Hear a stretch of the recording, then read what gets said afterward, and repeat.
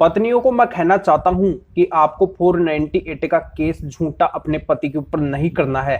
अगर आप ऐसा करती है तो आपके उल्टे दिन है जो शुरू हो जाएंगे। आपको 498 केस से बहुत बड़ा है जो नुकसान भुगतना पड़ेगा। तो इन नुकसान के बारे में मैं इस वीडियो के अंदर बताने वाला हूं। इस वीडियो से पति का फायदा होगा और पत्नी अवेयर होगी, कभी भी है जो झूठा केस पति के ऊपर नहीं डालेगी। ये पूरी जानकारी मैं इस वीडियो के अंदर बताने वाला हूं। वीडियो बहुत ही महत्वपूर्ण है। जो भी 498 का केस करना चाहती है, फिर जिनके ऊपर 498 का केस हुआ है, सभी को वीडियो अंत तक देखना है, कहीं से भी वीडियो को स्किप नहीं करना है। यह आपका अपना चैनल है, इसको अगर आप अभी तक सब्सक्राइब नहीं करे हैं तो सब्सक्राइब करके बेल आइकन को अवश्य दबा दीजिए। तो चलिए शुरू करते हैं।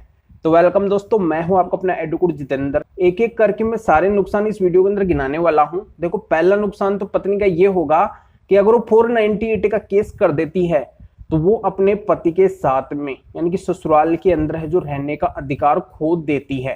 क्योंकि 498 का केस जब वो करती है तो पति के घर वाले, रिश्तेदार, इन सभी के ऊपर बहुत ही संगीन आरोप लगाती है। तो जब वो संगीन आरोप लगा रही है, षड्यंत्र रच रही है, प्लानिंग बना रही है, तो पति के पास में एक मौका आ जाता है। वो ये दिखा सकता है पुलिस और कोर्ट के सामने कि देखो, पत्नी मुझे गलत दिखा रही है, हम सभी को गलत दिखा रही है, और फिर भी ये अगर हमारे साथ में रहना चाहती है तो हमें ये नुकसान भी पहुंचा सकती है, इसकी कोई प्लानिंग भी हो सकती है, ये कोई षड्यंत्र भी रच सकती है। इस वजह से हम है जो इसको साथ में नहीं रख सकते हैं।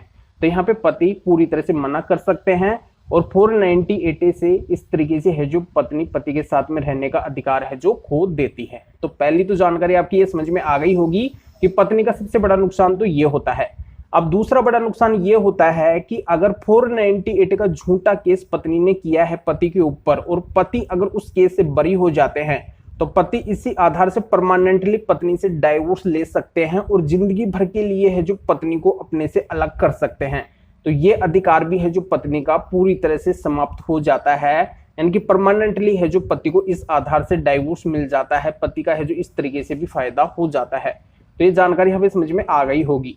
अब इसमें तीसरा बड़ा नुकसान पत्नी का ये होता है कि अगर 498 केस में पति बरी हो रहे हैं तो वहां पे क्या हो रहा है, पत्नी गलत दिखाई दे रही है कि पत्नी झूठी है, गलत है, उसने झूठा केस किया है, बिना वजह फंसाने की कोशिश करी है। तो यहाँ पे जो गलत पत्नी होती है वो है जो मेंटेनेंस की भी हकदार नहीं होती है, यानी कि जो सही पत्नी है, यानी कि उसकी अगर गलती नहीं है तभी वो मेंटेनेंस ले सकती है।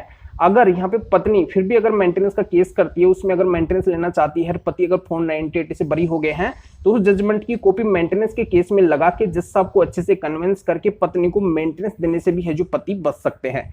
तो तीसरा बड़ा नुकसान है जो पत्नी का ये हो जाता है। अब चौथा बड़ा नुकसान पत्नी का 498 का झूठा केस करने से ये होता है कि अगर पति के घर वाले, रिश्तेदार, ये सभी अगर 498 झूठे केस से बरी हो जाते हैं तो समाज के सभी लोगों को पता चल चुका होता है कि इस पत्नी ने अपने पति, ससुराल वाले, इन सभी को फंसाने की कोशिश की है, यानी कि ये पत्नी अपने पति की नहीं है, सास ससुर की नहीं है, देवर जेठ ननद इन सभी की किसी की भी नहीं हो सकी है।